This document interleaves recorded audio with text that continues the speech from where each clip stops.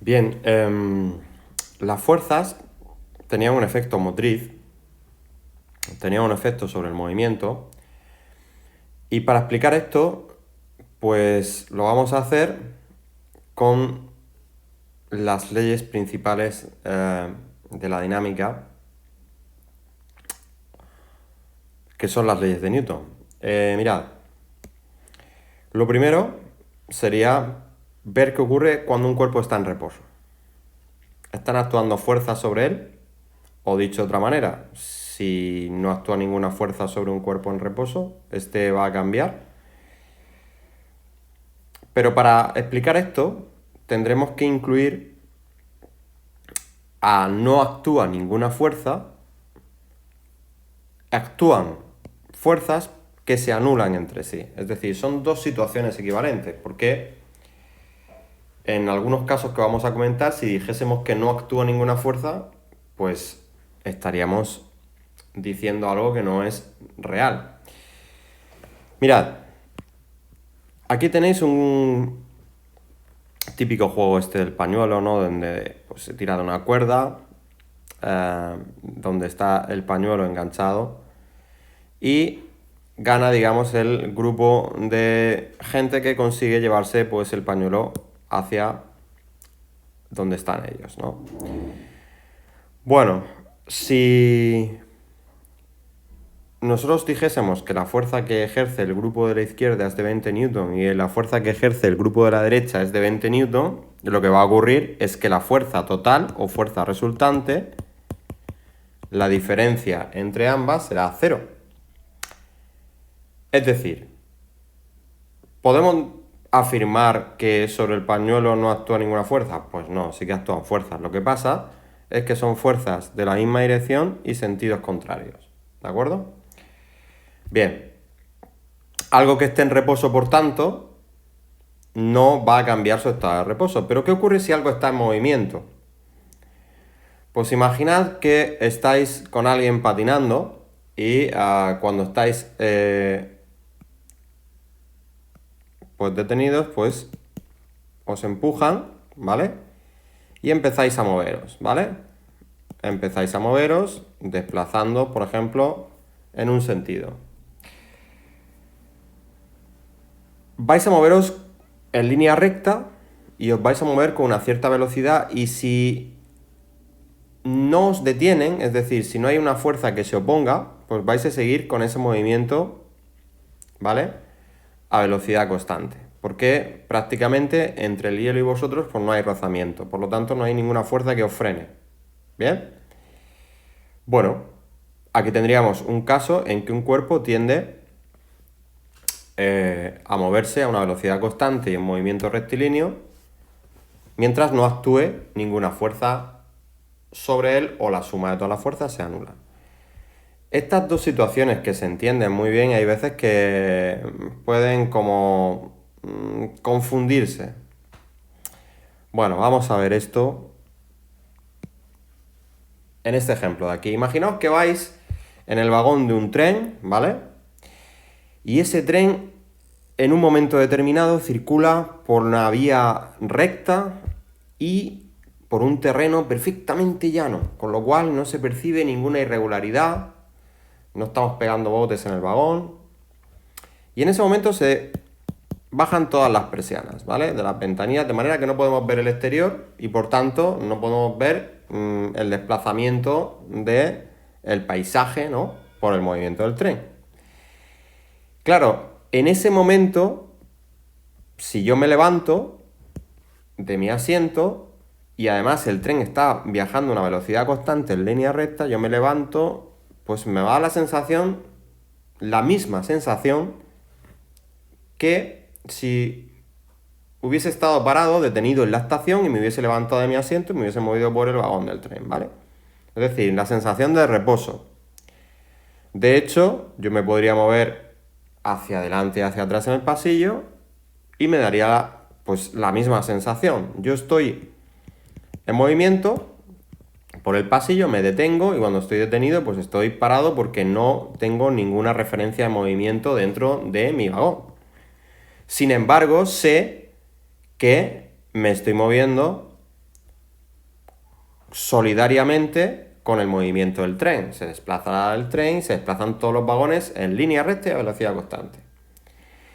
Claro, ¿qué ocurre si de repente el tren frena? Pues que yo tiendo a seguir en movimiento y me voy a ir pasillo adelante, ¿vale?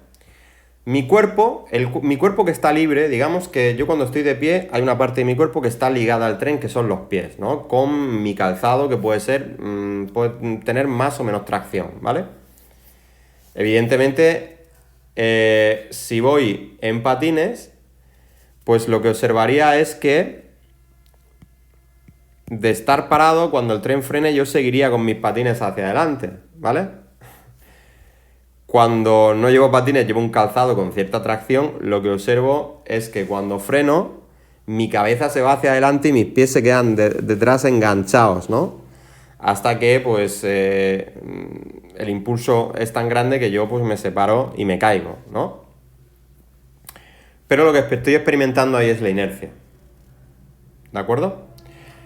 Bien, está claro que si no actúa ninguna fuerza, o bien estaré en reposo, o bien permaneceré con un movimiento rectilíneo a velocidad constante, ¿vale? Pero claro, ¿qué ocurre si hay una fuerza que no se anula, que actúa sobre un cuerpo? ¿Qué va a ocurrir? Bueno, pues hay tres situaciones posibles. Imaginaos un cuerpo que está detenido. Este juguete con ruedas, pues está detenido. Su velocidad es cero, ¿no? Encima de una mesa y yo lo empujo hacia la derecha. Bien.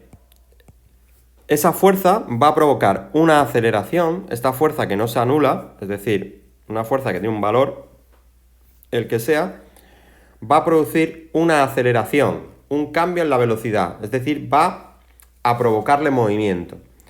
Esa aceleración tiene la misma dirección y el mismo sentido que tenía la fuerza. Otra cosa que puede ocurrir es que se estuviese moviendo ya el carrito, ¿vale? Con una cierta velocidad. Y yo le aplico una fuerza en la misma dirección y el mismo sentido del movimiento. Bien, pues lo que va a ocurrir es que esa velocidad va a aumentar. Es decir, la aceleración que provoco, que es en el mismo sentido del movimiento, va a aumentar más todavía la velocidad. Podría ocurrir que el cuerpo que se está moviendo a cierta velocidad recibiese una fuerza en la misma dirección, pero en sentido contrario. Sabemos que la aceleración va a tener la misma dirección de la fuerza, por lo tanto esa aceleración va a producir un cambio en la velocidad, pero un cambio en la velocidad que la va a hacer que disminuya, ¿vale? ¿Ok? Bien, pues esas tres situaciones explican la segunda ley de Newton o el principio fundamental de la mecánica, que viene a decir que cuando una fuerza no nula actúa sobre un cuerpo de cierta masa, este va a experimentar una aceleración en la misma dirección y sentido que la fuerza, ¿vale? La masa pues es la masa inercial. La masa inercial es la resistencia que opone el cuerpo a ser acelerado por la acción de una fuerza, ¿vale? Esta formulita, fuerza igual a masa por aceleración, pues puede ser que de tres cosas conozca masa y aceleración, calculo la fuerza. Que conozca la fuerza y la aceleración, pues calculo la masa, dividiendo la fuerza entre la aceleración. Es el resultado de pasar esto que está aquí multiplicando, lo paso al otro lado dividiendo, ¿vale? También puedo calcular la aceleración, si conozco fuerza y masa, pues la masa aquí que está multiplicando la pasaría dividiendo y me quedaría aceleración igual a fuerza partido por masa, ¿vale? Bien, esos son los problemas que vamos a trabajar, pero añadiendo una pequeña dificultad, que la aceleración en algunos casos no nos van a dar el valor de la aceleración, sino que tendremos que calcularlo. ¿Cómo? Pues la aceleración es la variación de la velocidad entre el tiempo invertido en producirse ese cambio de velocidad. Bueno, si el cambio de velocidad pues es, por ejemplo, que yo pase de 10 a 20 metros por segundo en 2 segundos, pues ¿cómo lo mediría? Pues la velocidad final es 20, la velocidad inicial es 10 pasan 2 segundos y mi aceleración sería 5 metros partido segundo al cuadrado. ¿Por qué esa unidad? Pues que representa los metros por segundo que cambian cada segundo. Metros por segundo partido por segundo, metros partido por segundo cuadrado. Esa es la unidad del Sistema Internacional de Aceleración. La de fuerza ya vimos que era Newton y la de masa vimos que era kilogramo, ¿vale? Bueno, un ejemplo pues es este ejercicio que está dentro de los ejercicios que hemos propuesto en la ficha, que son el ejercicio 1, 2 y 3 de fuerzas y movimientos, ¿vale? En el ejercicio nos dice, empujas un baúl de masa 20 kilos, que está en reposo, es decir, que su velocidad inicial es 0, su masa 20 kilos. Y lo haces con una fuerza de 60 newton, en la misma dirección y sentido me tendrá que aparecer una aceleración, obviamente, ¿ok? Pero ¿cuánto vale esa aceleración? Pues esa aceleración valdrá, a partir de la fórmula fuerza igual a masa por aceleración, yo tengo dos opciones. Puedo coger y despejar la aceleración, aceleración fuerza partido por masa, y sustituir, una vez que he despejado, fuerza por 60, masa por 20, 3 metros segundo cuadrado. También podéis directamente en la fórmula de fuerza igual a masa por aceleración, sustituir por su valor la fuerza, sustituir por su valor la masa y despejar la aceleración, ¿vale? También lo podemos hacer así. En cualquier caso, obtengo el mismo resultado. La aceleración experimentada por el baúl será de 3 metros partido segundo cuadrado. El apartado B nos pregunta por el tipo de movimiento que describe el baúl mientras lo estás empujando.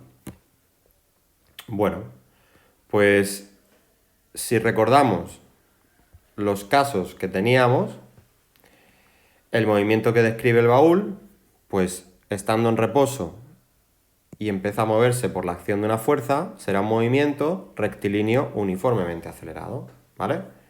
¿De acuerdo? Bien, pues movimiento rectilíneo uniformemente acelerado. Va a tener una aceleración uniforme en el sentido de la fuerza. Va a ir incrementándose su velocidad 3 metros por segundo cada segundo, o 3 metros por segundo cuadrado. Eso es lo que me dice la aceleración, ¿vale? Muy bien. Por último, el tercer principio de la dinámica o tercera ley de Newton es el principio de acción y reacción. El principio de acción y reacción viene a decir que cuando un cuerpo ejerce una fuerza sobre otro cuerpo, recibe del segundo una fuerza igual en la misma dirección, pero de sentido contrario.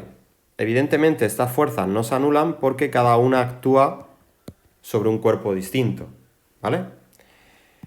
Matemáticamente se representa así, nosotros todavía no hemos visto magnitudes vectoriales, pero básicamente son dos vectores iguales pero de signo contrario, ¿vale?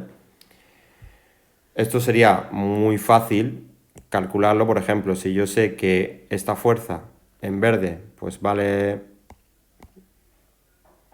pues